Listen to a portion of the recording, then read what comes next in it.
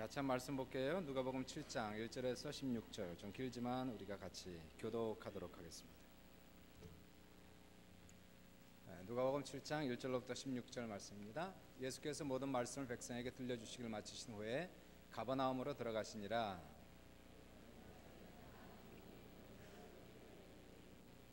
예수의 소문을 듣고 유대인의 장로 몇 사람을 예수께 보내어 오셔서 그 종을 구해 주시기를 청한지라.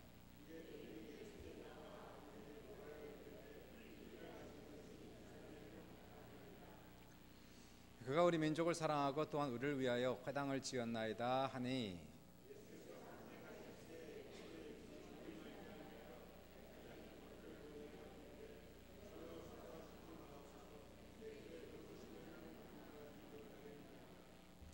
그러므로 내가 주께 나아가기도 감당하지 못할 줄 알았나이다. 말씀만 하사 내 하인을 낫게 하소서.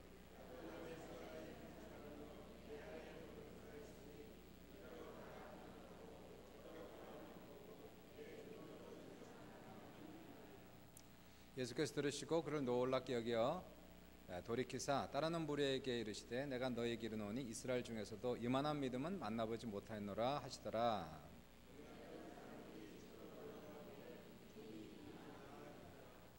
그 후에 예수께서 나인이란 성으로 가실새 제자와 많은 무리가 동행하더니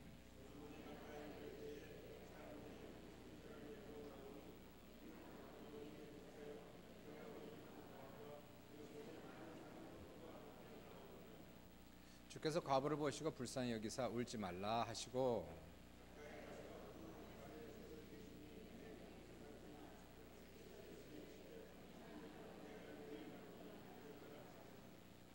죽었던 자가 일어나 앉고 말도 하거늘 예수께서 그를 어머니에게 주시니,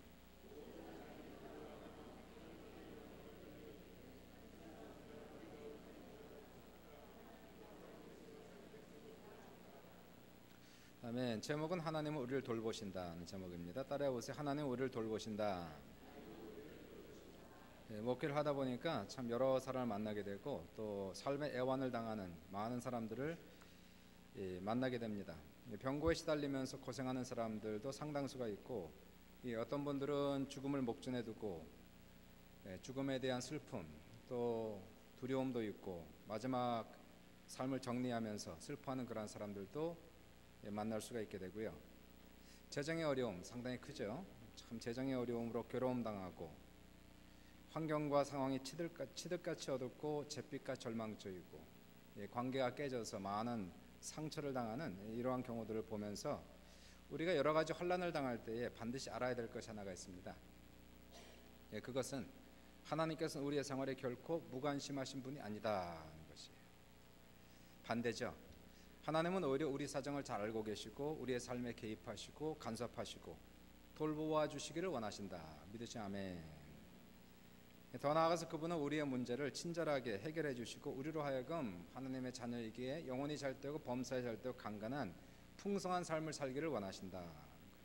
그러므로 사도 베드로는 말씀하시기를 너희 염려를 다 주께 맡겨라. 이는 그가 너희를 돌보심이라 라고 말씀하세요. 오늘 본문에 보시면 예수님께서 우리의 생활에 아주 깊숙이 관여하시고 우리의 문제를 해결해 주시는 그 모습이 나옵니다.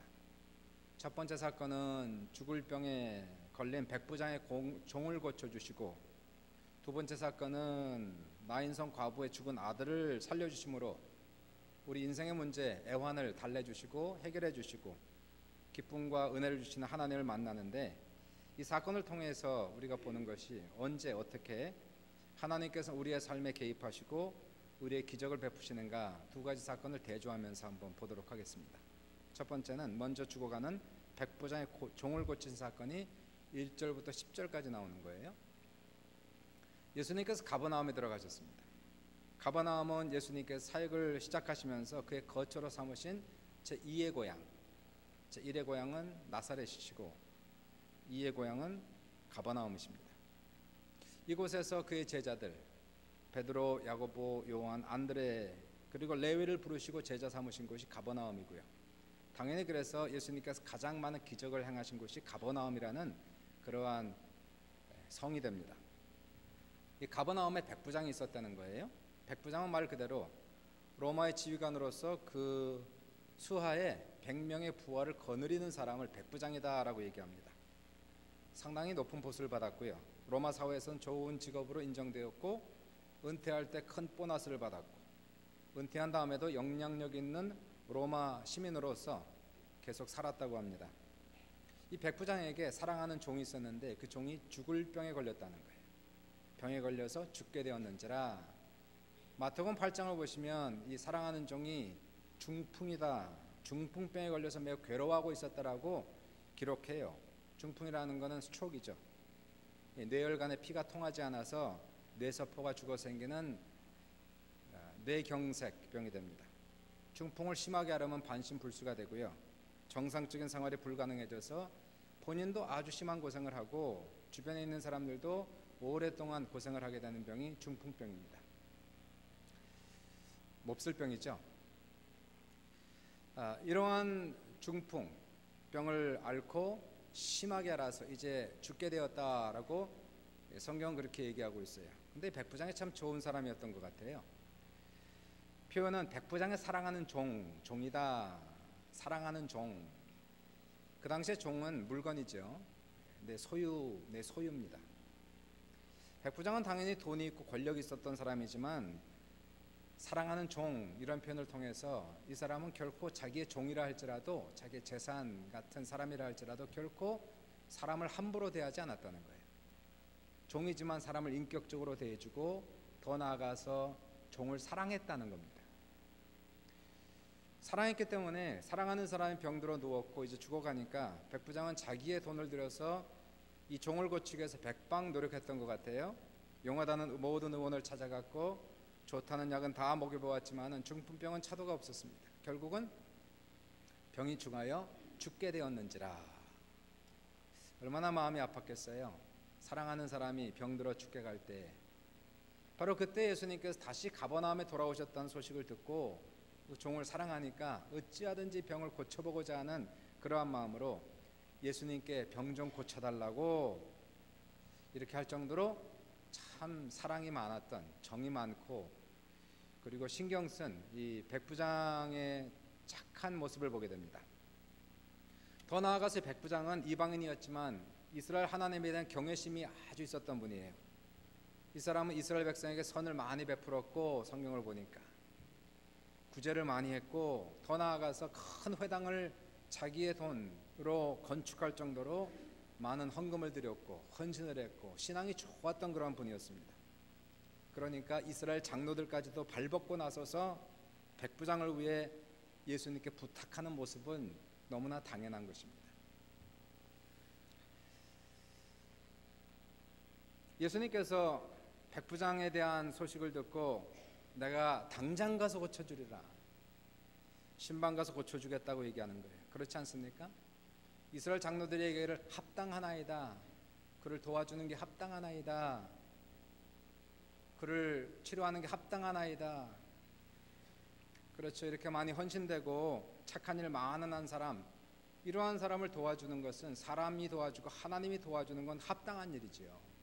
당연한 거지요. 아니 누구라도 발벗고 이러한 사람을 도와주지 않겠습니까? 이렇게 선한 사람을, 이렇게 믿음과 신앙이 좋은 사람을 안 도와주겠어요? 사람도 도와주고 하나님도 도와주신다는 거예요. 예수님께서 일어나서 합당한 일이니까 이런 사람을 도와주고 복 주는 건 합당한 것이니까 그의 집에 신방하여 그 종을 고쳐주기 위해 가는 중에 전가를 받는 거예요. 백부장의 경이로운 말이 6절 이하로 나옵니다. 이렇게 얘기하죠. 주여 수고하지 마십시오. 주님이 내 집에 들어오는 걸 나는 감당치 못하겠습니다. 그러므로 내가 주께 나아가지도 감당치 못할 줄 알았습니다.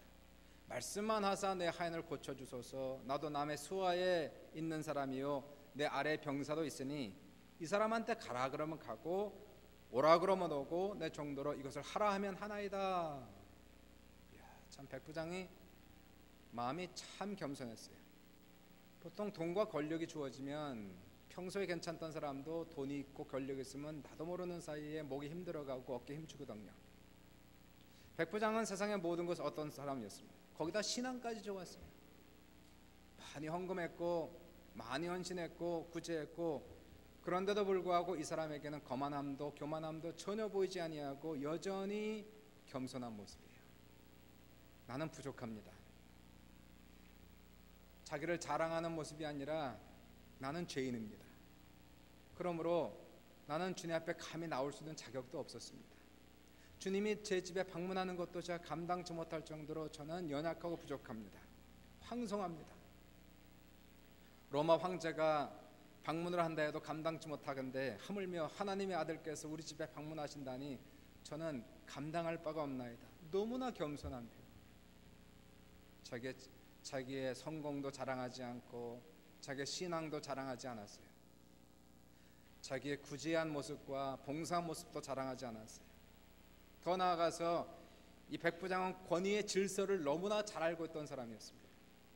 로마 군대 위대함은 어디 있었을까요? 그 당시에 전 세계를 통치했던 로마 군대 위대함은 강력한 훈련 그리고 절대적인 상명하복의 관계에 있었다는 것이, 밑에 있는 사람은 이유를 묻지 아니하고 목숨을 내걸고 윗사람에게 순종하도록 훈련이 되어 있다는 것이 로마 군대의 강력함을 잘 나타내고 있었습니다. 그런 데서 뼈가 굵은 바로 백부장은 영적 질서 세계도 알고 있었다는 것이에요. 우리가 알고 있는 이 세계, 육신의 세계는 적당히 넘어가기도 하고 두리뭉실 넘어가기도 하는 것이 우리 세상이에요. 또 그렇게 살 수 있고 지혜일 수도 있습니다. 그러나 영적인 세계는 결코 그런 일은 있을 수가 없습니다.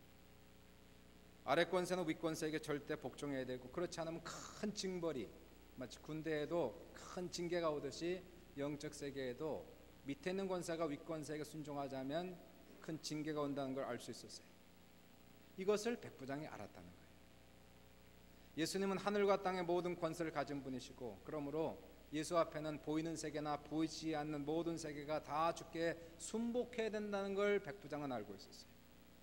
질병의 세계도 자연의 세계도 죽음의 세계라 할지라도 예수가 명령하시면 순종해야 된다는 걸 알고 있었어요. 풍랑이 일고 바람이 칠 때 주님께서 잠잠하라 고요하라 하시니 자연도 잠잠해지고 풍랑도 잠잠해진 사건이 있었습니다. 백부장은 어떻게 알았는지 이것을 알았어요. 그래서 주님께 이렇게 얘기하면, 주님 오지 마시고 질병에 대해서 말씀만 하십시오. 그럼 질병은 순종할 겁니다. 예수께서 백부장의 말을 듣고 깜짝 놀라요. 아니, 이런 놀라운 진리를 백부장이 어떻게 알았을까? 이 영적 세계 이러한 질서 체계가 있다는 걸 어찌 깨달았을까? 예수께서 질병에 대하여 죽음에 대하여 자연에 대해서도 명령만 하면 된다는 걸 어찌 알았을까? 세상에 내가 이스라엘 중에서도 이런 믿음을 만나지 못했다. 그리고는 그 믿음을 보시고 내 믿음대로 될지어다 하시니 그 순간에 하인이 즉시 낫게 됐다는 거예요. 그러면 백부장이 이러한 삶의 애환 속에서, 아픔과 슬픔 속에서 주님이 개입하시고 간섭하시고 문제를 해결하신 요소는 무엇이었을까?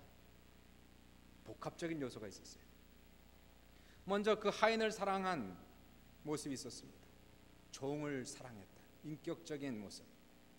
더 나아가서 의로운 삶이 있었어요. 죄를 떠나고 경건하게 살려고 했던 그의 모습이 있었고, 공회당을 건축할 정도로 많은 헌금과 헌신을 주님께 드렸고, 그럼에도 불구하고 교만하지 아니하고 자랑하지 않으며 겸손한 마음이 있었고, 문제가 생기니까 주님 앞에 간청하는 기도의 모습이 있었고, 결정적으로 가장 중요한 것은 그의 엄청난 믿음의 고백이었다는 거예요. 그러므로 백부장의 삶은 하나님의 복을 받는 모델 케이스다, 이렇게 얘기하는 거예요. 합당한 거죠. 하나님이 축복을 받을기에는 합당한 삶, 하나님이 축복한 것이 당연한 것이고 사람들이 돕는 것이 당연한 그러한 삶의 모습이 백부장의 삶이었다는 거예요. 우리의 삶에서 하나님이 개입하시고 간섭하는 게 합당한 삶이 있습니다. 합당한 사람이 있어요. 백부장처럼 하나님의 복을 받기 합당한 사람이 있다는 거예요. 이러한 사람, 바로 이웃을 사랑하고 하나님을 경외하는 사람, 어찌하든지 죄를 떠나고 의롭게 살려고 노력하는 사람, 하나님 앞에 많은 헌금을 드리고 헌신하며 봉사하며 살아가는 사람, 그러면서도 자기를 자랑하지 않으며 내세우지 않으며 겸손한 사람, 문제만 있으면 주님 앞에 나와 자기의 문제를 아뢰는 사람, 그리고 주님 말씀만 하옵소서, 말씀을 붙들고 승리하는 사람. 내 상황 속에 말씀하소서 사람의 천마디의 말보다 주 한마디의 말씀이 저에겐 더 귀하나이다. 이러한 믿음과 신앙을 가졌다면 세상에 하나님이 도와주지 않겠나요? 사람이 도와주지 않겠나요? 복을 받지 않을 수가 있나요? 복을 받는 게 당연하고 기적이 나타나는 게 당연하고 그리고 하나님의 놀라운 역사가 나타나는 것이 당연한 사람, 바로 그것이 백부장의 믿음이었다는 거예요. 두 번째로 보십시오. 나인성 과부의 죽은 아들을 살리는 사건을 비교해서 봅니다. 나인성 과부의 아들을 살리는 사건은 백부장의 종을 고친 사건하고는 판이하게 어쩌면 180도 차이가 나는 사건이에요. 나인성은 가버나움에서 남서쪽으로 약 40km 떨어진 곳입니다. 예수님께서 가버나움에서 백부장의 종을 고치신 다음에 나인성으로 제자들과 함께 내려가셨어요. 하루길입니다. 40km. 그가 성문에 가까이 도착했을 때에 나인성 성문을 통해서 장례 행렬이 나오는데 공동묘지로 시체를 묻기 위해서 성문에서 막 나오고 있는 장례 행렬을 만나는 거예요. 그런데 성경을 보니까요, 한 죽은 자를 메고 나오니 이는 한 어머니의 독자요 그의 어머니는 과부라, 이렇게 나와 있네요. 장례식을 집전하고 장례식을 가면 모든 장례식이 분위기가 다 틀립니다. 먼저 모든 장례식은 다 슬퍼요. 다 눈물 나요. 이별이니까, 다시는 이 세상에서 볼 수 없으니까, 목소리를 들을 수 없어서 모든 장례식은 다 눈물이 납니다. 슬퍼요. 마음이 아파요. 그런데도 눈물이 있는 중에서도 감사가 있고 은혜가 넘치는 장례식이 있어요. 하나님의 임재가 있고 참 감사가 있고 은혜가 넘치는 그러한 장례식이 있는데, 일반적으로 고인이 좀 연세가 좀 드시고 그리고 고인이 신앙생활 잘한 사람들, 가정이 신앙생활 잘한 사람들은 장례식에 눈물이 있어도 소망이 있고 은혜가 있고 감사가 있어요. 근데 어떤 장례식은 그냥 비통합니다. 애통합니다. 비극적입니다. 설사 그 고인이 예수를 믿어 구원받은 성도의 죽음이라 할지라도 100% 마음이 아픈 장례식이 있어요. 언제일까요? 오늘 본문의 사건처럼 꽃다운 나의 세상을 달리한 어린아이의 죽음, 그리고 청년의 죽음은 이유 없습니다. 아파요. 감당하기가 너무 어려워요. 더더욱이나 이 청년의 어미가 과부였다는 사실은 우리 읽는 우리에게도 가슴을 너무 아프게 합니다. 구약시대 과부는 가난과 고통의 상징이었어요. 요즘 과부하고는 틀린 거예요. 그들은 구별된 옷을 입었습니다. 그리고 화장을 할 수가 없었어요. 과부라고 표현하고 다니는 모습이 있었어요. 그들은 생활을 연명할 길이 없었습니다. 일을 할 수가 없었어요. 그래서 살 길이 막막한 그들은 가장 비굴한 삶을 살았습니다. 이러한 이 과부에게 나인성 과부에게 유일한 소망은 하나밖에 없는 아들이었어요. 아마도 그 당시에는 아이들 많이 낳았는데 하나밖에 없는 걸 봐서는 아들 하나 낳고 남편이 일찍 세상을 달리한 거예요. 아주 젊은 나이에 과부가 됐어요. 아들 하나 바라보고 비굴한 삶을 살아가면서 어렵게 공부를 시켰어요. 아들 하나 성공시키기 위해서 자기의 모든 것을 버리고 희생하면서 아들 하나를 키웠어요. 아들도 고생하는 어머니 복양하겠다는 마음으로 열심히 공부했어요. 이제 20대 청년 나이에 접어들어 이제는 학교도 졸업하고 조금씩 사회에 들어가서 돈을 막 벌기 시작한 나이, 돈을 벌면서 어머니와 단둘이 힘들게 살아가는 그때 어느 날 갑자기 이 아들이 병으로 횡사합니다. 이걸 어떻게 설명을 해요? 이걸 어떻게 이해를 해요? 이 과부 어미에게 이 사건은 너무나 충격이고 너무나 아픔이고 하늘이 무너지고 땅이 꺼지는 사건. 아무리 하나님을 잘 믿어도, 아무리 천국이 있음을 믿어도 이건 비극이요. 하나님도 무심하시지. 차라리 날 죽이지. 왜 미래가 창창한 내 아들을 죽이십니까? 왜 불러가십니까? 장례 행렬은 오열하는 어머니가 있었고 그와 함께 눈물 흘리는 동네 사람들이 있었고요. 그리고 침통한 모습으로 관을 들고 가는 사람들의 모습이 여기 나오는 장례 행렬이에요. 이 장례 행렬을 예수님과 제자들이 지나가면서 만나는 거예요. 산자와 죽은 자의 만남.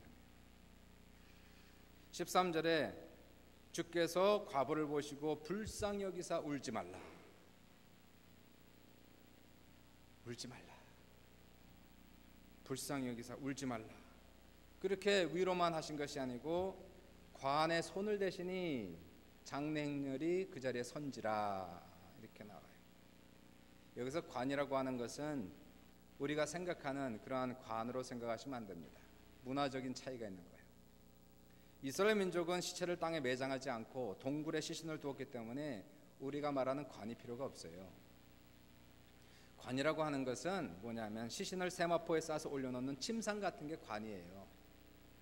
침상 위에 죽은 시체를 세마포로 싸서 올려놓고 그리고 동굴 속에 집어넣는 겁니다. 바로 그 관을 사람들이 들고 가는데 예수님께서 그 침상에 손을 댔다는 거죠. 구약에서 이렇게 사람이 죽은 침상 또는 관에는 절대 손을 댈 수가 없습니다.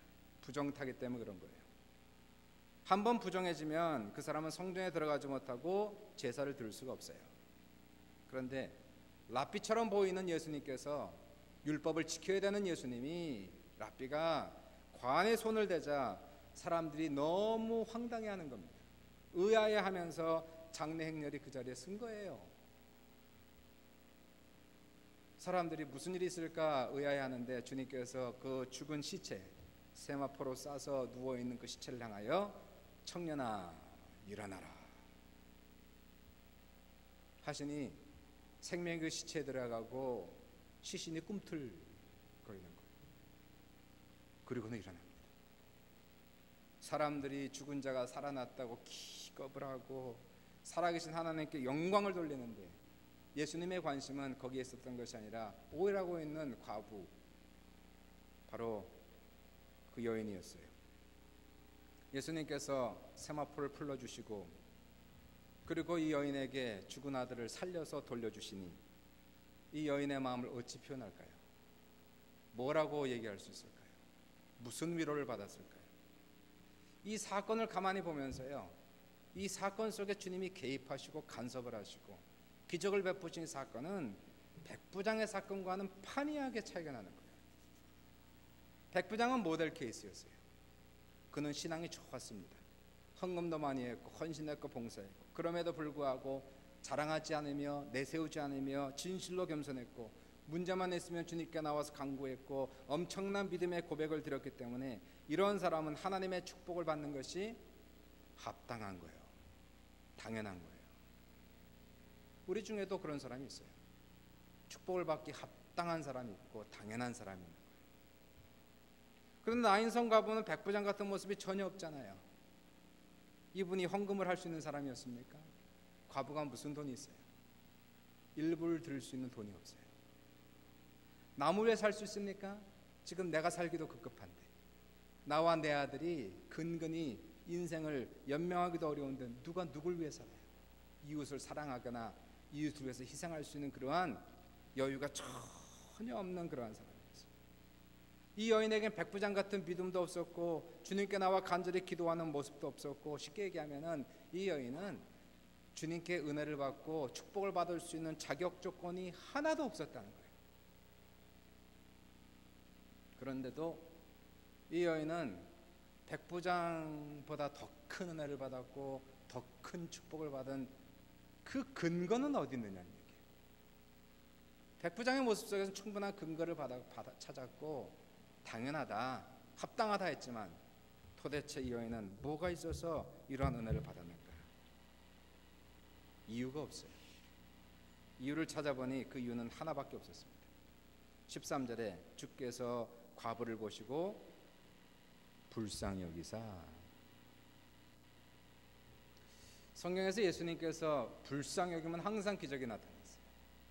마가복음 1장 40절에 한 나병 환자가 예수께 와서 꿇어 엎드려 간구합니다. 몸이 다 망가졌어요. 나병으로 인해서 고름이 질질 흐르고 더럽다고 사람들한테 취급당한 이 사람이 주님께 나와서 주님이 원하시면 나를 깨끗하게 할 수 있습니다. 예수님께서 그를 불쌍히 여기사 손을 내밀어 그에게 대시며 이르시되 내가 원하노니 깨끗함을 받아라 하시니 곧 나병이 그 사람에서 떠나가고 깨끗하여진지라. 불쌍히 여기사 그 사람에게 손을 대셨다. 주님의 긍휼한 마음. 마태복음 10장에서 여리고에서 소경 두 사람이 부르짖기도 함 다윗의 자손 예수여 나를 불쌍히 여기소서. 그렇죠. 거짓 소경이 뭘 내놓을 게 있어요? 헌금을 했어요, 봉사를 했어요, 헌신을 했어요, 믿음이 있어요. 이들이 구할 것은 아무것도 없어요. 주님 나를 불쌍히 여겨주세요. 주님께서 그들을 불쌍히 여기사 그들의 눈을 만지니 그들이 즉시 보게 되었더라. 마태복음 14장 14절에 예수께서 나오사 큰 물을 보시고 불쌍히 여기사 그 중에 있는 병자를 고쳐주시고 그들이 배가 고파 기천할 때 오병이어의 기적을 베푸시고 그들의 줄인 배를 채워주시는 장면도 역시 불쌍함이었어요. 오늘 본문에서도 과부의 모습이 너무 처량합니다. 너무 안 됐어요. 너무 불쌍해요. 이럴 때 사람의 위로는 전혀 위로가 안 돼. 이런 위로들 잘 될 거야. 분명히 하나님의 뜻이 있어요. 하나님이 큰 은혜를 주시려고 해. 차라리 말을 하지 마세요. 말은 맞을지라도 마음이 너무너무 아픈 사람에게 이런 말은 상처가 되는 거예요. 그냥 가만히 있어요. 말을 할 수가 없어요. 이 과부에게 자기 아들이 죽었는데 뭔 말을 하겠어요? 말을 한들 위로가 됩니까? 문제가 해결됩니까? 그래서 선지자 예레미야는 말씀하시기를 라마에서 슬퍼하며 크게 통곡하는 소리가 들리니 라헬이 그 자식을 위해 애곡하는 것이라 그가 자식이 없으므로 위로받기를 거절하였도다 함과 같으니라. 이러한 상태에 있는 사람들이 있다는 거예요. 위로가 안 되는. 그런데 사랑하는 여러분, 하나님의 위로는 기적을 가져오는 거예요. 인간의 슬픔이 있는 곳에 항상 주님의 위로와 동정이 있었어요. 그리고 이러한 동정, 이러한 긍휼은 항상 하나님의 기적이 나타나는 동기가 된 것이고 이유가 된 것입니다. 물론 주님이 이적을 행하실 때에 당사자의 믿음을 대단히 중요시 여기는데 마치 여기 나오는 이 백부장처럼. 그런데 이 독자를 잃은 과부는 믿음과는 관계없어요. 주님 앞에 도와달라는 얘기도 하지 않았어요. 전혀 관계없이 그 모습을 보시고 너무 불쌍해서 너무 안 돼서 긍휼함이 통한 거예요. 예수님께서 나인성 과부의 아들을 살리신 사건은 주님의 능력을 보여주기 위한 사건이 아니었어요. 단순히 우리 인간의 애환을 동정하고 아픔을 이해하시고 더더욱이나 여기서 아들의 죽음을 애타는 어머니의 고통을 불쌍히 여기시고 그리고 그에게 진정한 위로를 주시기 위해서 기적을 베푸신 사건이라는 거예요. 두 가지 사건을 보면서요, 우리는 하나님이 언제 우리의 삶에 개입하시고 간섭하시고 기적을 베푸시는지 알아봅니다. 첫 번째, 여러분 중에는 은혜를 받고 기적이 나타나고 응답이 되고 복을 받기 합당한 사람들이 있어요. 이웃을 사랑하고 하나님의 교회 많이 헌금하시고 봉사하시고 기도 많이 하시고 그러면서도 마음이 겸손하시고 하나님 앞에 늘 무릎 꿇고 살아가시고 문제가 나면 주님 앞에 믿음으로 고백하고 주님 말씀만 하십시오. 사람의 천마디 말보다 주의 한마디 말씀을 난 더 귀히 여기나이다. 이러한 분들은 100% 합당한 사람이에요. 이런 사람이 복을 안 받으면 누가 바꿨어요? 이러한 사람에게 반드시 하나님의 은혜와 축복이 부어주시는 귀한 역사가 넘치시길 주님의 이름으로 축원합니다. 그러므로 힘들고 어려워도 백부장의 믿음을 가지고 끝까지 겸손히 끝까지 기도하며 끝까지 믿음으로 끝까지 섬기며 하나님을 바라볼 때에 놀라운 주님의 도우시는 손길이 다시 한번 넘치시길 주의 이름으로 축원합니다. 그런데 이런 말을 들으면 야, 나는 틀렸다, 나는 아니구나, 이런 사람들이 많은 거예요. 백부장 같은 믿음이 안 돼요. 신앙이 안 돼요. 주님, 난 기도도 못해요. 믿음도 없어요. 교회도 제대로 못 나와요. 저는 헌금도 많이 못했어요. 봉사도 제대로 못했어요. 나는 복을 받을 자격이 하나도 없어요. 은혜를 받을 자격도 아무것도 없어요. 그런데 하나님, 내 상황은 너무 힘들어요. 죽겠어요. 하나님, 나를 좀 불쌍히 여겨주세요. 눈물로 나가는 사람, 자격이 아무것도 없어요.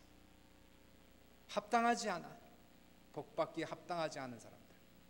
그런데 하나님은 긍휼을 원하시고 제사를 원치 않는 분이라고 하신 말씀을 우리가 기억하면서, 주님은 긍휼을 원하시고 제사를 원치 않는 분으로서 긍휼하심이 하나님의 가장 큰 속성 중에 하나라는 것이에요. 애통하는 자는 복이 있나니 저희가 위로를 받을 것이며, 긍휼히 여기는 자는 복이 있나니 저희가 긍휼히 여김을 받을 것이며. 그러므로 이 긍휼이 많고 자비가 많으신 하나님 앞에 많은 눈물이 있는 사람, 애통하며 나가는 사람, 주님의 동정심을 사고 주님의 긍휼하심을 받으면 이 사람은 자격이 아무것도 없어도, 정말 아무것도 한 게 없어도 하나님이 그냥 불쌍히 여기셔서 놀라운 위로를 주시고 축복을 주시는 놀라운 역사가 여러분에게 넘치시기를 주님의 이름으로 축원합니다. 무슨 문제가 있으세요? 무슨 기도가 있고 무슨 어려움이 있습니까? 주님이 나의 상황 속에 개입하시고 간섭해 주시면 되는 거예요. 주님만 만나면 인생의 문제는 해결되는 것이에요. 지금까지 헌신하고 기도하신 분들 감사합니다. 하나님께서 반드시 역사한 날이 있을 거예요. 합당한 거예요. 내가 보기에도, 여러분이 보기에도, 하나님 보기에도 복을 받기 합당한 사람은 반드시 그렇게 되길 주의 이름으로 축원합니다. 그러나 여러분 중에 나는 자격이 없다고 생각하나요? 역시 한 일이 별로 없어요. 나는 정말 자격이 없습니다. 주님의 긍휼을 바라세요. 주님, 나를 그냥 불쌍히 여겨주세요. 나는 정말 낮은 자리에 있습니다. 나를 불쌍히 여겨주세요. 때로는요, 큰 믿음보다도 긍휼하심이, 하나님의 긍휼함을 받는 자가 큰 믿음과 큰 헌신을 가진 사람보다 더 큰 기적으로 나오는 역사가 나오는 거예요. 이게 성경 역사입니다. 이것이 성경 진리입니다. 하나님의 긍휼함을 받기 위해서 항상 낮은 자리에서 내 마음을 열고 자랑하지 않으며 교만하지 않으며 하나님, 나를 불쌍히 긍휼히만 여겨주세요라고 나갈 때에 그러한 분에게는 아무런 자격이 없어도, 조건이 없어도 주님이 찾아오셔서 그런 사람을 비판하지 않고 정죄하지 않으며 위로하시고 기적을 베푸시고 복을 주시는 놀라운 역사가 우리 사랑하는 귀한 성도들 여러분들에게 넘치시기를 주님의 이름으로 축원합니다.